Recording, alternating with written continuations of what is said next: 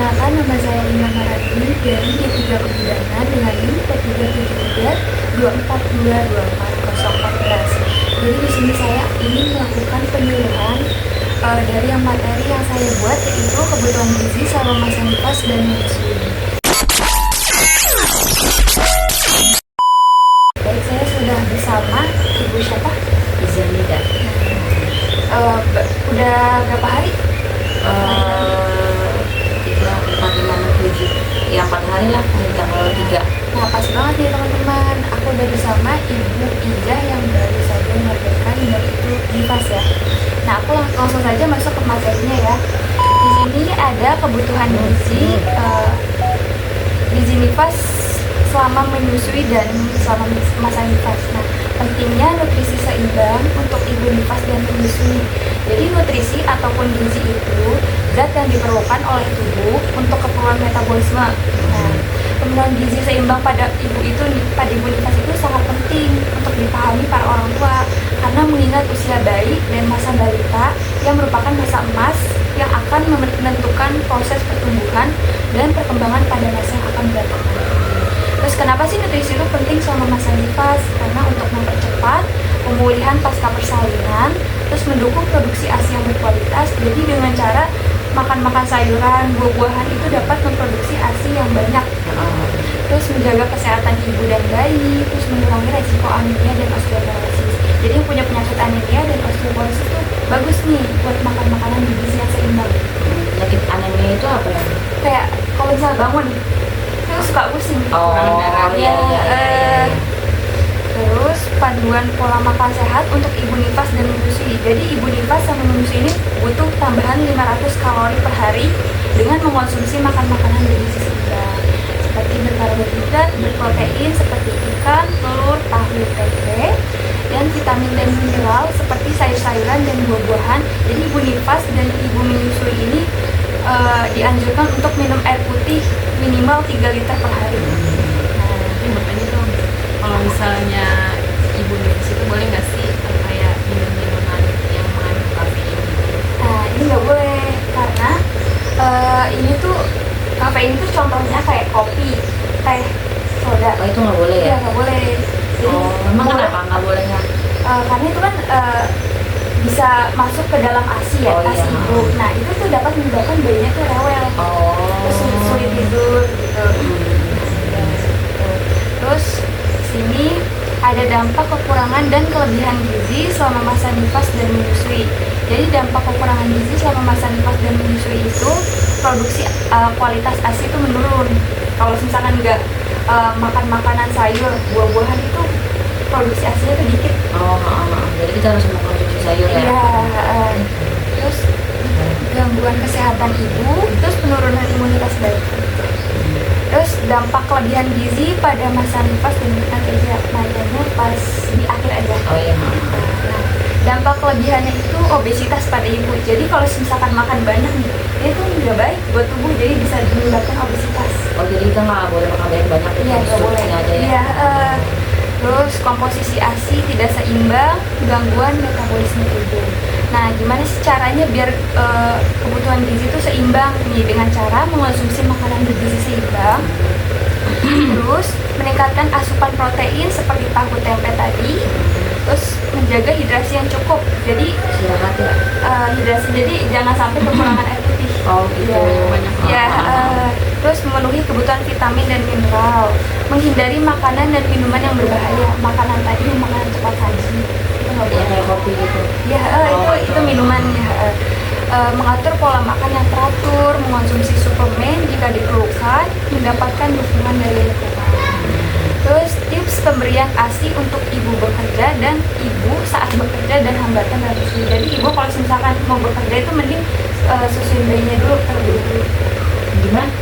Kalau misalkan ibu bekerja nih, mending lebih baik disusuin dulu ya? Iya, disusuin dulu. Terus atau enggak boleh diperah ASI-nya, terus ditaruh di kulkas. Terus nih ada penyimpanan ASI yang tepat. Ini ya suhu ruangannya 9 sampai 25 derajat Celcius, 6 sampai 8 jam, kolostrum bisa sampai 12 jam. Terus ASI beku harus dicairkan di lemari es dicairkan di kompor, langsung dari kompor. Oh gitu. Jadi Cairnya sendiri dari lemari es, tapi suhunya dikecilin aja. oh. Oh, jadi nggak boleh dipanasin gitu? Ya nggak boleh, itu Oh. dapat merusak nutrisi ASI tersebut.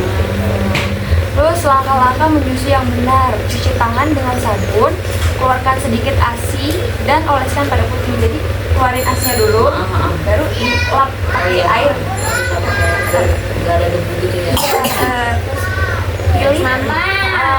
Terus pilih posisi menyusui yang nyaman. Pilih posisi menyusui yang nyaman biar ibunya nggak capek juga. Terus pastikan bayi menempel dengan benar. Terus susui bayi hingga payudara terasa kosong, lalu lanjutkan ke payudara lainnya. Ini tuh supaya biar payudaranya tuh nggak bengkak. Iya. Mama nggak jadi madu Ya, ini udah terus jangan dikasih sama dipersembah mama juga. Ica. Terus sendawakan bayi setelah menyusui. Iya. Terus cara menyimpan ASI. Dengan cara gunakan wadah bersih untuk menyimpan ASI. Terus simpan ASI dalam botol kaca atau botol plastik yang bebas. Terus beri label tanggal dan jam perasannya. Ini supaya biar tahu nih ASInya itu udah basi apa belum. Oh gitu. Emang jangka waktunya berapa lama? Nah, ini aku kurang tahu ya. Nah, terus menu sehari untuk kebutuhan gizi selama ibu nifas ya, ini bisa dibaca aja. Ibu nifas menyusui. Yang mana tuh? Ini menu sehari untuk kebutuhan gizi. Soal sudah sarapan nasi merah. Ya, Ayo makan malam. apakah ada yang ingin dibantu? Mengapa penting menghindari makanan bayi selama menyusui? Mendawakan bayi itu penting Iya, karena sendawa gitu ya. ya biar nanti sih si bayinya tuh nggak, perutnya tuh nggak kembung. Oh gitu. Iya. Kalau kembung itu kalau diginiin bunyi nggak sih? Iya bunyi. Oh, bunyi ya. Terus biar gak apa ya namanya? Biar gak muntah. Iya, bengong. Terus apa ada lagi? Terus Kan? ibu nifas sebaiknya tidak mengkonsumsi minuman berkafein secara berlebihan. Nah iya itu kan nggak boleh ya, karena karena tuh minuman berkafein kan masuk ke dalam ASI. Berkafein itu apa? Kayak tadi kopi, Oh kopi, oh teh, soda. Itu tuh bisa menyebabkan bayi ibu rewel. Rewel. Ya. Terus bayi perlu disusui dari kedua payudara secara bergantian. Ya, biar tidak terjadi pembengkakan. Terus biar jadi selang-seling gitu. terus biar sama-sama terangsang gitu loh. Terus aku ada kuis nih. Ya, Nanti ibu tinggal bilang ya mitos atau faktanya. iya. Tanya jawab gitu ya. Iya. Ini, ibu menyusui harus makan 2 kali lebih banyak dari biasanya, itu mitos atau fakta? Maksud sih. Salah, mitos. Karena kalau ibu menyusui itu kan cuma perlu butuh kalori aja.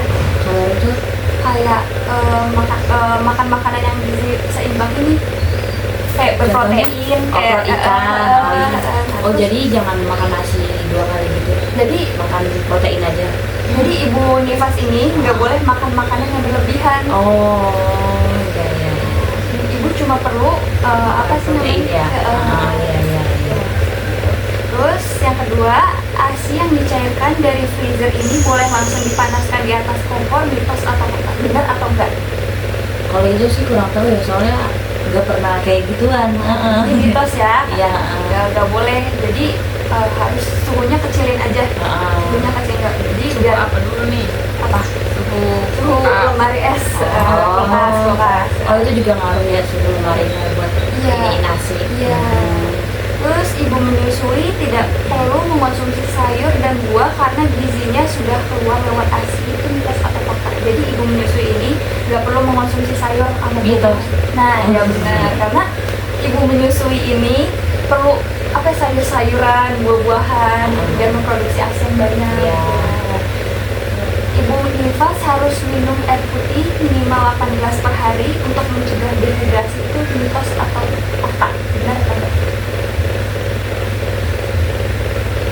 Konsumsi 18. Iya, 8 gas per hari.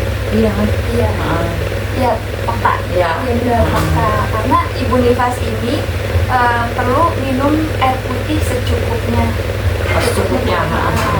Terus bayi harus disusui di kedua payudara setiap kali menyusui, mitos atau fakta? Gimana bayi harus disusui dari kedua Oh iya, papa ya. Benar, berarti dia nggak terjadi kebal. Iya. Apa ada yang mau lagi ditanyain? Oh, Terus kalau misalkan mata kuning itu bayi, ini apa nih? ya bayinya mata kuning itu emang masih ini kali ya. Bayinya kan matanya kuning, apa emang kurang jemur atau gimana Oh gitu? iya, kalau dijemur. Oh gitu. Dah. Udah. Yes, sekian, terima kasih. Kurang lebihnya mohon maaf jika ada salah kata ataupun ucapan, mohon dimaafkan.